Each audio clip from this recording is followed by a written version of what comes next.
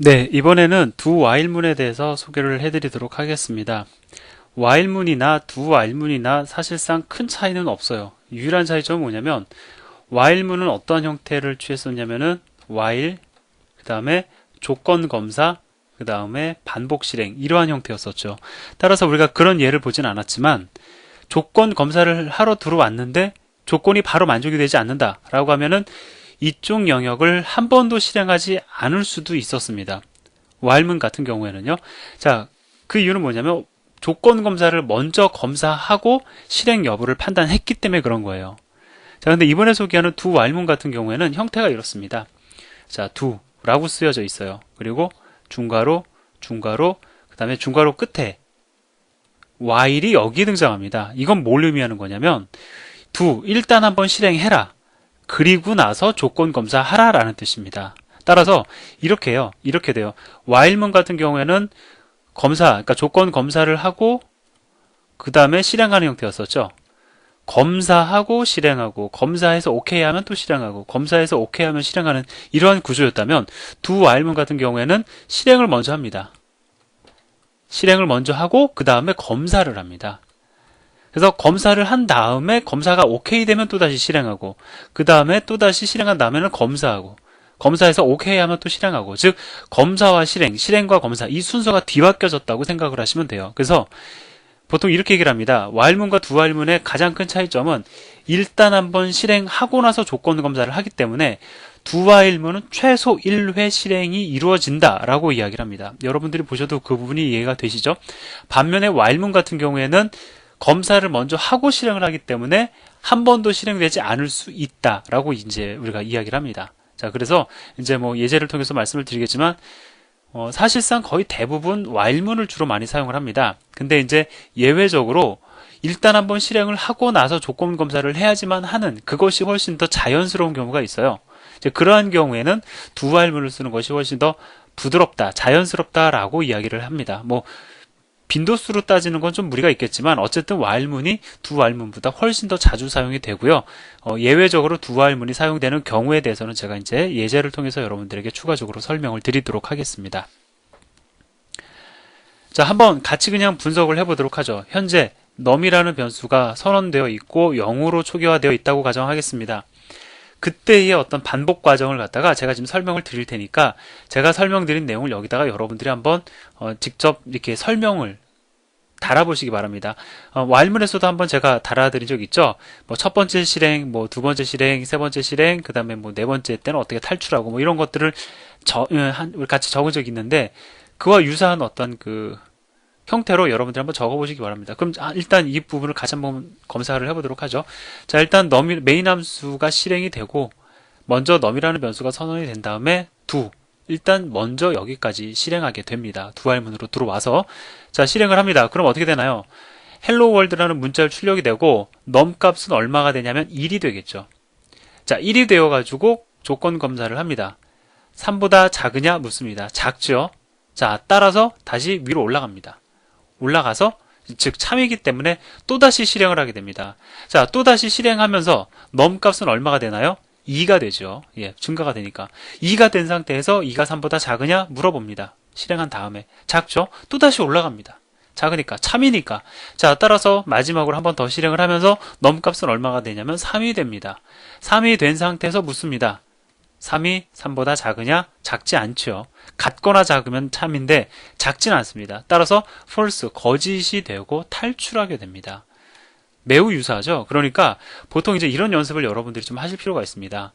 while문으로 구현된 거요, 두 while문으로 한번 바꾸는 연습해 보십시오. 이거 엄청나게 큰 공부가 됩니다. 마찬가지로요, 두 while문으로 구현된 것 while문으로 바꾸는 연습 한번 해보십시오. 한번 같이 한번 해볼까요? 이 부분에다 제가 그거 한번 채워볼게요. 이거 예를 들어서 이제 우리가 두 while문으로 바꾼다, while문으로 바꾼다. 어떻게 하면 될까요? 너무 사실 간단해서 설명 필요가 없습니다. while num이 3보다 작을 때까지 반복을 한다. printf 어쩌고저쩌고 그 다음에 num값 증가하는 문장 딱 넣어주면 사실 두 while문과 while문은 완전히 동일합니다. 그렇죠. 그래서 일반적으로 이제 우리가 두 while문으로 구현할 수 있는 것 거의 대부분 while문으로 구현할 수 있고요. while문으로 구현할 수 있는 것 거의 대부분 두 while문으로 구현할 수 있습니다. 그렇지만 while문을 훨씬 더 많이 사용을 하고요. 보편적으로 이제 프로그래머들이 많이 선호를 합니다. 하지만 예외적으로 일단 한번 실행하고 나서 조건 검사를 한다. 그러니까 조건 유무에 상관없이 무조건 1회 실행을 해야 되는 것을 강조해야만 할 경우, 물론 우리가 while문을 갖다가 잘 컨트롤하면은 무조건 1회 실행하도록 문장 구성할 수 있습니다. 근데 그 사실을 갖다가 강조하기 위해서 일부러 do while문을 쓰는 경우가 있다라는 것을 여러분들이 기억을 하시기 바랍니다. 자, 그럼 이번에는 do while문이 자연스러운 상황을 조금 연출을 해서 여러분들에게 보여드리도록 하겠습니다. 자, 여기 보면은요, 이제 예제가 있습니다. 이건 앞에서 우리가 했던 거죠. 제가 do while문으로 구현된 거 while문으로 바꾸는 거 말씀을 드렸는데, 뭐 이거 가지고 한번 보도록 하죠. 자, while문으로 이렇게 구구단을 갖다가 입력을 받아서 출력하는 그러한 예제가 있습니다. 뭐 여기 이 부분을 같이 참조를 해보세요. 지금 현재 보면은 while문에서 예를 들어서 단이라는 값이 입력을 받든 어쨌든 7이 되었다고 가정을 해보죠. 그러면은 어떻게 됩니까? 단은 7이고 넘은 넘도 가정이 좀 필요하겠네요. 넘의 값은 1이었다고 가정을 하겠습니다. 그럼 1부터 넘의 값은 9까지, 10보다 작을 때까지니까 10이 되면 빠져나가죠. 그러니까 해서 7일은 7 이렇게 시작을 해가지고 7 곱하기 1은 7 이렇게 해서 7 곱하기 9는 63까지 출력이 딱 될 겁니다. 이거 우리 했었던 거예요. 그럼 이거 do while문으로 바꾸려면 어떻게 해야 되느냐? 사실 너무 간단합니다. 마치 공식처럼 여러분들 보이실 수도 있어요. 이거 그냥 내리면 됩니다. 그리고 이 앞에다가 do라고 써주면 됩니다. 근데 이렇게 단순하게 바뀌는 이유가 뭔지 아십니까? 그 이유는 뭐냐면 이 예제 같은 경우에는 먼저 한 번 실행을 하고 조건 검사를 하고 실행을 하나, 그게 별반 차이가 없기 때문에 그래요. 이미 반복의 횟수가 결정되어 있습니다. 몇 번 반복하겠다고 지금 결정한 거예요? 9회 반복하겠다. 9회 반복하겠다. 이렇게 반복의 횟수가 딱 고정되는 경우에는요, 사실 do while문이나 while문이나 이거 고치는 거 어렵지 않습니다. 근데 do while문이 훨씬 자연스러운 상황이라는 게 있어요. 바로 이 예제가 그에 해당합니다. 자, 이거는 뭐냐면 어떤 식이냐면, 제가 좀 간단하게 시나리오를 말씀을 드리면, 프로그래머가 입력하는 값을 갖다가 누적하는 겁니다. 누적하는 프로그램이에요. 예를 들어서 제가 1을 입력하고 2를 입력하고 3을 입력을 하고, 그 다음에 입력의 끝을 의미하는 용도로 0을 입력하잖아요. 그러면 6이다라는 값이 출력이 돼야 됩니다. 누적 합계 값이 출력이 돼야 돼요. 그러면 얘는 일단 지금 여기서 하는 일이 뭡니까? 자, 정수 입력하십시오 라고 메시지 띄웁니다. 값을 입력받습니다. 받은 값을 누적 합계시키고 있죠. 누적시키고 있습니다. 그러면 보세요. 최소한 한 번은 입력을 받아야, 예를 들어서 0이 입력이 되면은 그것은 이제 프로그램의 끝을 의미하는 숫자, 더 이상 입력하지 않겠다라는 메시지로 일단 약속이 된 겁니다. 이거는 실제가 그렇다는 게 아니라 약속이 그렇다라는 거예요. 그래서 처음부터 0을 입력할 수도 있습니다. 그러면 프로그램 사용자가 예를 들어 처음부터 0을 입력을 했다 라고 하면 그것은 무엇을 뜻하는 걸까요? 나는 이 프로그램에 더 이상 값을 입력하지 않겠다, 그냥 바로 프로그램을 종료시키겠다라는 의미가 되죠. 그렇다 할지라도 어쨌든 0은 입력을 받아야 되잖아요. 어쨌든 최소 한 번은 값을 입력을 받아야 된다는 겁니다. 자, 그래서 그러한 경우에는 이렇게 do while문으로 구성을 하는 것이 훨씬 더 자연스럽다는 거죠. 1회, 최소 1회를 갖다 입력받아야 된다는 게 강조되어 있죠. 그리고 사실상 얘 같은 경우에는 0이 언제 입력될지 몰라요. 얘나 얘 같은 경우에는 어떻습니까?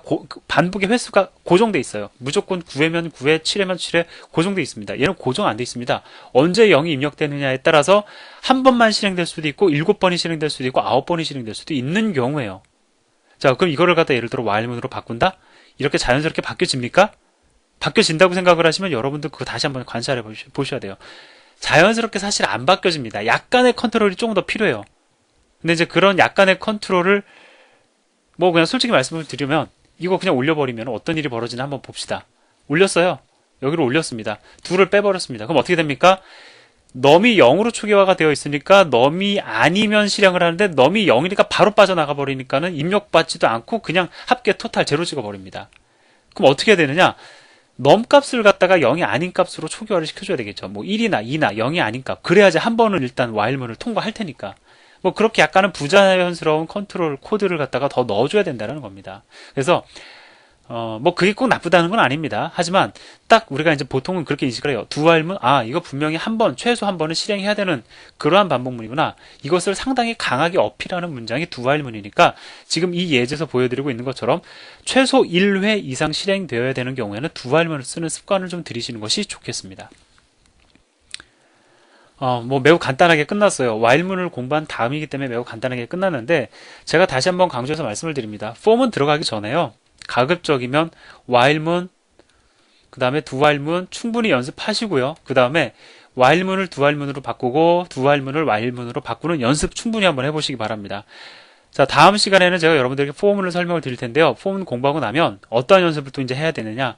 while문을 포문으로 바꾸고, 포문을 while문으로 바꾸고, do while문을 포문으로 바꾸고, 포문을 do while문으로 바꾸는 이러한 연습. 그러니까 반복문 간의 상호 교환이 자연스럽게 그러니까 교환이 자연스러울 수 있도록 여러분들이 충분한 연습을 하셔야 됩니다. 예, 이걸로써 7-2의 강의를 마치도록 하겠습니다. 감사합니다.